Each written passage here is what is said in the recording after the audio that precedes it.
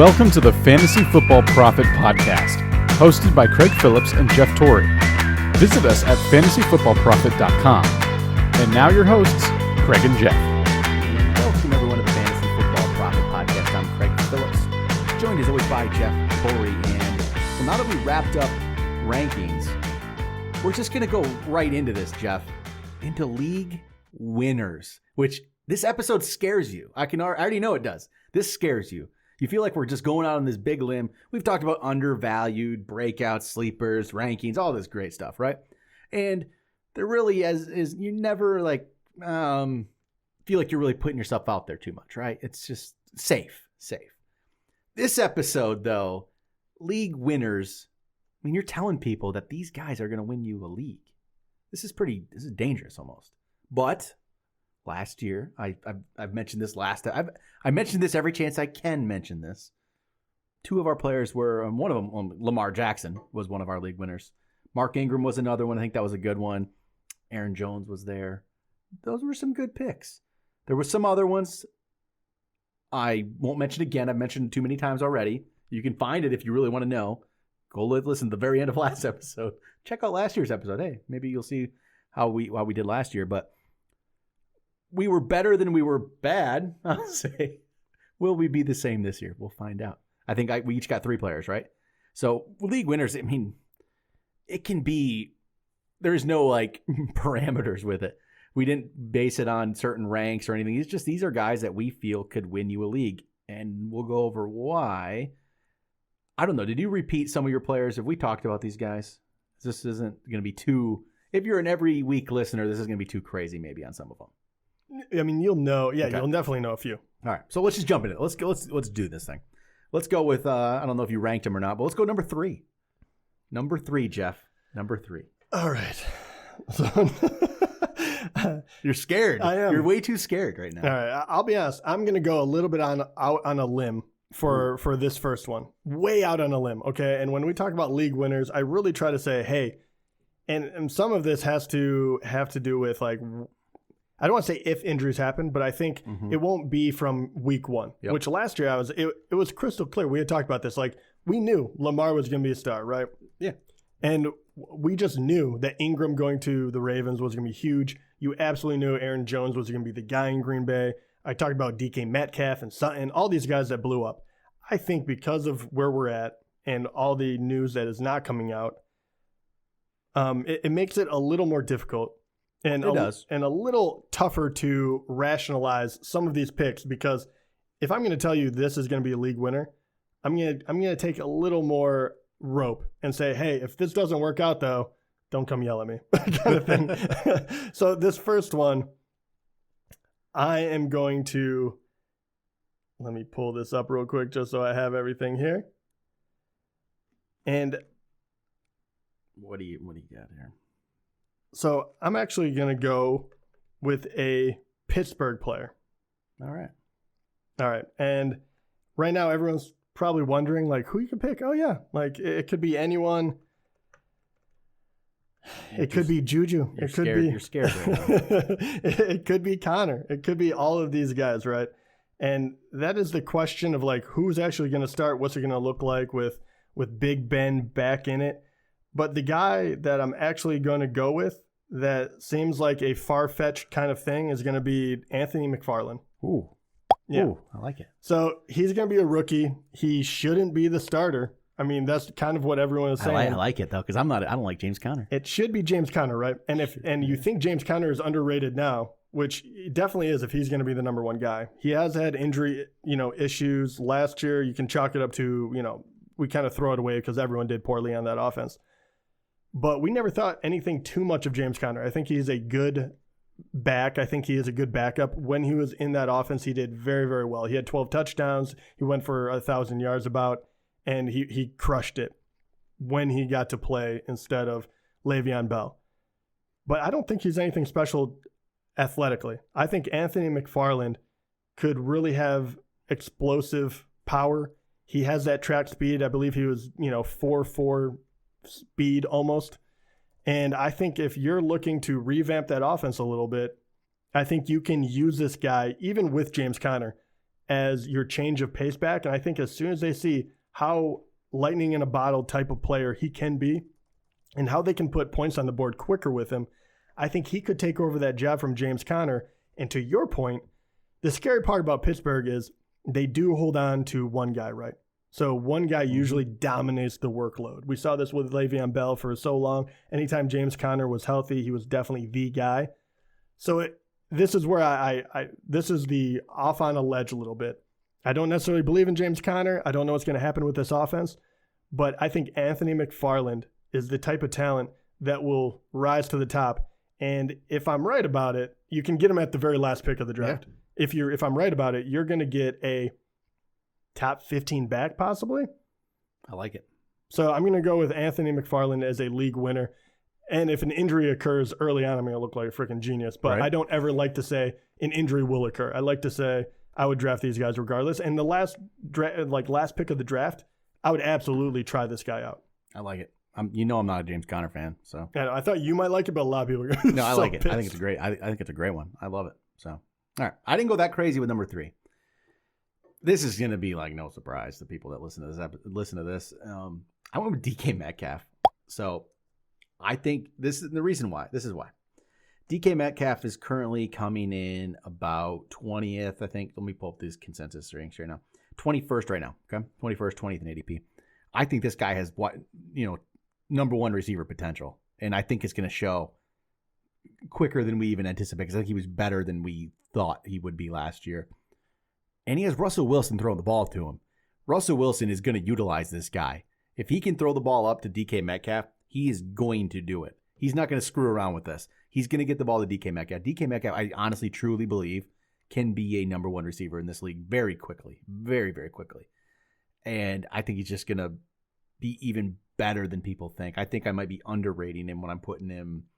I don't even know where I have him right now, around 20th probably. I probably have him around where I have him 20th. So I think he'd be higher than that. So DK Metcalf's my number 3. I love DK. I loved him last year. I'd love him even more this year. People are not sleeping on him like they did last year. So you got to love that. Yeah. So a little beverage in the middle. Sounds like it's a sparkling water. Yeah. Nothing crazy going on here. See? Do some, there we go. If you're on YouTube, it's like off-brand too. The old, we get sponsored by an off-brand seltzer. It's not even bubbly. It's bubbly if you want to sponsor us. I'll take your sponsorship. I got some Clear American here. What's Clear American? It's good though. Blackberry. Okay. So good. Okay. So all right. Number 3. You're number 2. Where do we go? All right. Number 2. Personally, I like this one. I get him on a bunch of my teams. I actually think that. Going for another back that is probably going to be the backup to begin with, but he should play regardless of what. But I think J.K. Dobbins is a huge pick here, and I think he could be a potential league winner. Once again, if everyone knows if Ingram goes down, that he would be a huge home run hitter. He would be great. Ingram already last year was a great pick. They run the ball, pretty much as far as running backs, only second to San Fran. They score a lot of touchdowns. It's everything you could possibly want. The thing I love about J.K. Dobbins is he's going to be useful even if Ingram does not get hurt. I would pick him regardless because if you look at what he's going to take over, he's going to inherit the Gus Edwards position, right? And he's probably going to be like Gus Edwards was on the field for over 400, I believe just over 400 snaps, and Ingram was on the field for almost 500. There was hardly a gap in between as much as they played. And last year, Mark Ingram got 202 rushing attempts. Gus Edwards got 133. I see that being a lot closer this year between the two. Mark Ingram, with that amount, with 200 carries, had 1,000 yards, 10 touchdowns. J.K. Dobbins is not as good of a total package as Mark Ingram is, but I think he is, once again, more explosive. He's a little bit younger. He's great at catching the ball. It's everything they do. He is the perfect fit for this offense. I think you will be able to play him even with Ingram there. And I think if anything happens to Ingram, this guy is an automatic league winner. So Dobbins number 2 for me as well. Yeah. So we loved Dobbins when he first got picked. We thought, okay, this is the one, right? This is the guy who could really jump up.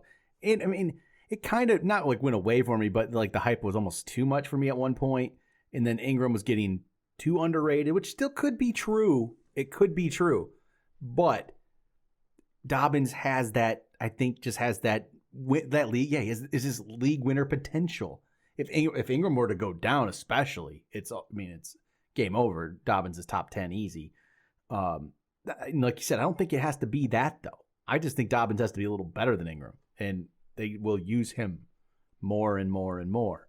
They just will. I mean, like Ingram had 200 carries last year, which is good, but not like he wasn't a huge workhorse. He never truly was. So Dobbins, I love this. I love the pick, and I have ended up with Dobbins on a few teams. I didn't think I would when I was going into drafts. My eyes going to be overhyped, but it's not even that. I don't love the running backs in that level that he goes in. So I end up getting Dobbins because I'm like, okay, let's take this potential rather than take Ronald Jones or some crap like that. I don't want that. So it's Dobbins. So yeah, number 2 for me as well. I think that's the perfect kind of league winner candidate right there. So I love that pick. So we went pretty quickly there through number 2. So we're already number 1. This is gonna be a quicker episode, which is fine because Jeff's scared of this episode. So we need to get out of here before we get too much hate. I was gonna say they're not gonna be liked by a lot of people. Okay. So what did you go number 1 here? Okay, you're not gonna be surprised by this one. Yeah. I think because of where he's falling still, he's still being undervalued like crazy. I'm going Singletary. Yeah, I figured you would. Yeah. So Singletary would have been he's my 4 if I was going to say 4. It was definitely Singletary. So he's too far down the ranks right now yet. Yeah. He's still there. You can get him in every single draft. And especially when in this draft, when you're doing mock drafts, you will realize very quickly, even though the running back pool is a little more spread out than it has been in past years, you absolutely need to attack it early because it falls off very, very quickly. He's going at the at the end of starting running backs. Way down there. Yeah, and you're kind of like, why? People are way too obsessed with Zach Moss. Yeah, but he's not even going that high. Like either you believe in Zach Moss or you believe in Singletary, one way or the other. But Singletary showed it last year. He was that guy. He did so good in that offense. 151 rushes for 775 yards. He only had 2 touchdowns rushing. That TD number is far lower than it would be, and I had talked about this before, but if he scored 4 more touchdowns, people would not be talking about him in the same vein or in the same way that they do right now. He would have a few, he would have been 7 spots higher at the end of the rankings, even though he finished I believe he finished at I have to look it up very quickly if I can. Up there somewhere. Yeah, I apologize for the wait. This is 2 times in this one. Devin Singletary finished in a mess this episode. But number 31, even though he only started half the year, and I believe that for the last half of the year he was in the top 15. So I'm not even going to take the time to look that one up. I already know. But there we go. Yeah, but so he doesn't have Frank Gore, and yeah, if you think Zach Moss is going to spell you, but hey, look at Mark Ingram last year. You had Gus Edwards that was out there for 40% of the snaps. You know what I mean? Like Mark Ingram only played 50% of them. You can be very, very good, and he'll play more than 50%. Guaranteed on that young offense. They absolutely need him. He looked wonderful when he played, and that team is only getting better. I don't trust Josh Allen enough yet, so they're going to have to establish the run. He's going to be the guy. I think that he could be a league winner because you get him late, and I think he will be a running back too. If not, if he doesn't completely blow up and give you just running back 1 numbers all out of nowhere. And honestly, part of the reason it didn't make my list is I figured you'd put him, so I put DK instead. It's like I like DK too. It's Devin, Singletary and DK are like our guys this year. So they've not just this year; they were last year. This is not like a 1-year thing where like we both like Singletary. You were on Singletary before last season started, so you drafted him in like all the leagues last year too. Yeah, he's good. Zach Moss isn't as good as Singletary. I don't understand the Zach Moss thing. He's going to steal some goal line work, but how much goal line work does Singletary get? Anything more he gets is just going to be great. Well, I love it. He only got 2 touchdowns, and he was able to put up those numbers. So he's going to be good. Yeah, he's going to steal that. Also, Zach Moss, the thing that surprises me about that, he didn't go to some major school. He wasn't Alabama. He wasn't like a Saquon. No. I think you're loving him just because I only assume you haven't seen Singletary play, and it's probably annoying to hear me say that so much, but who the hell watches Buffalo? I did. I enjoyed it. Well, it sounds for us. Unless you actually live in Buffalo and you're a fan, you can see how special the guy is. I watched a lot of Singletary. Oh, because we did a trade last year where you were trying to win a title, and you did win a title, so it worked out for both of us. I got DK and Singletary from you. Yeah, no, I drafted both of them. That's right. And then finally you got him from me. That's right. I got him from you. That's right. I feel good about this. I gave up year. everything. But you got the title. Win titles, yeah. Which stare me in the face right now. I see that thing over there in the corner. Well, this is what happens when you're correct on what, our list last year. I'm a little more afraid of it because, Lamar and... It's because you got Lamar. I didn't have enough money left in the auction, and you got Lamar, and I didn't, and that's why you won that. I get Lamar, I feel like I win number 6. It would have been, it would have been darn close, yeah. So just remember, I have 5 of those. Jeff has 1. That's very true. All right, here we go. Number 1, Jeff. Get your pens and papers ready, people. Even if you're driving, just don't worry about it. Just write it down. This is big time right here. This is going to win you a league right now. You have no idea where I'm going. No, I don't. I think it's going to be something super obvious. I don't know why I think you're going to say Todd Gurley or something. No, I don't think it's going to be super obvious here. I think this is going to be surprising for you. Damien Harris. Okay. I contemplated putting him on this list, but I held back. But please, actually, this is a good one. It's interesting, if nothing else. All you got to do is look at his numbers last year. That's the whole story. 4 carries. I was like, what? I was like, you didn't even play. He had 4 carries for 12 yards. He was like healthy scratch. This is a lot of it. So I don't think Sony Michel's healthy. He doesn't. I don't. And even before that, I don't think he was very impressive. Honestly. Also true. And okay, the thing is with the Patriots. Well, okay, this is part of it with Patriots. Patriots have no loyalty either. They're not going to have any loyalty to Sony Michel at all. Like, it isn't like, okay, Michel, he's been the running back for a couple years. He'll get his spot. Absolutely not. No, like, it's not going to just happen that way. If Damien Harris is playing better than Sony Michel, Damien Harris is going to get that role. And I think Sony Michel is just, he's hurt. He wasn't great. He had 3.7 yards per carry last year. He just was not impressive. They really just didn't. I don't know what the deal was with Damien Harris last year, why that didn't quite play out, why he didn't even get a shot. It was really strange. But you don't hear a lot right now, preseason camps, nothing's going on. You hear little rumblings that Damien Harris is looking decent and could impress, which I almost don't like that I'm hearing that because I wanted him to just completely stay under the radar and pick him because I picked him in a few leagues. And this is a complete gut call, honestly. This is true because obviously he had 4 carries last year and we can't see any preseason. So it's 100% that way. It's based on the fact that I don't love Sony Michel. I just don't. I've never really truly have. I'll say that. And Damien Harris was actually a pretty good college running back.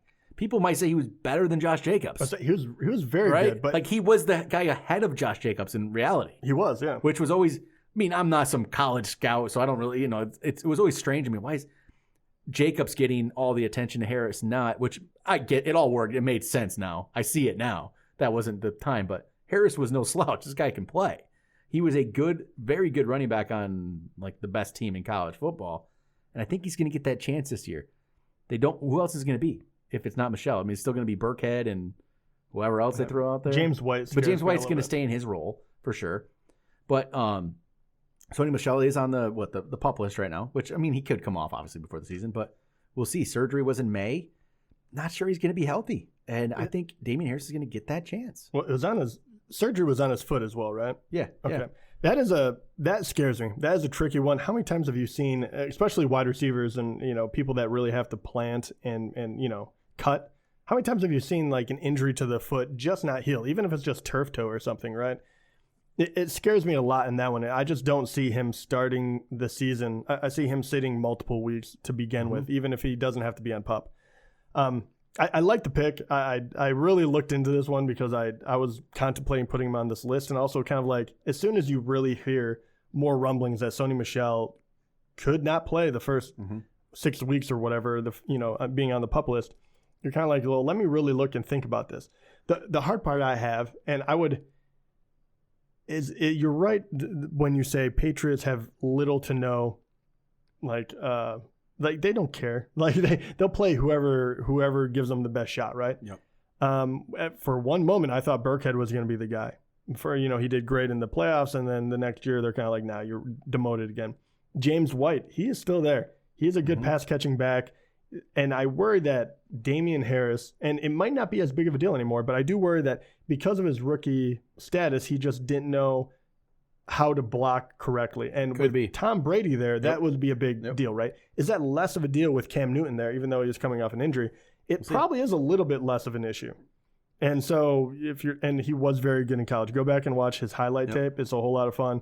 And it's hard to tell because Alabama's so stock full of talent all the time. Yep. You saw 3 wide receivers go to the NFL, right? Yeah, they're good. And every year, think about every running back that is in the NFL right now. I mean, Derrick Henry, Damien Harris, obviously. You have Josh Jacobs. You have, Kenyon Drake? He was right. He was. I mean, I know there. Mark Ingram. They just turn him out. Mm-hmm. So yeah, is he talented? Absolutely. But I have a hard time figuring out what Belichick is thinking about. And there's probably people been yelling at us for those last couple of minutes saying, "Oh, they signed Lamar Miller." I'm not worried about that. So sorry, I'm just not. I know they did. No. I get it. They did. So he's also coming off a blown knee. So who knows where he's at either. And so absolutely, they're going for, and this is what I worry about too. They go for so much depth at the running back spot. But they spent a high pick in order to get Harris. Was he a second-round pick? I think he might have been early third, I believe. I think it was pick 87. So that would be early third or middle third, somewhere in there. It's still, that is a high pick for New England. So obviously they liked him enough. Yep. So definitely, I like that. It's definitely, and you can grab him at the end. Oh yeah, very end. But I do worry about his stock skyrocketing because Sony Michel news came out, really got everything twisted up. ADP is kind of getting out of control at the moment. So we'll see how it plays out. All right. There we go. League winners. That wasn't that bad, Jeff. Yeah, we'll see. Well, who knows? Maybe someone really loves Anthony McFarland. We'll find out. All those James Conner fans about this getting me laugh. All right. That'll do it for League winners. Talk to you guys next time.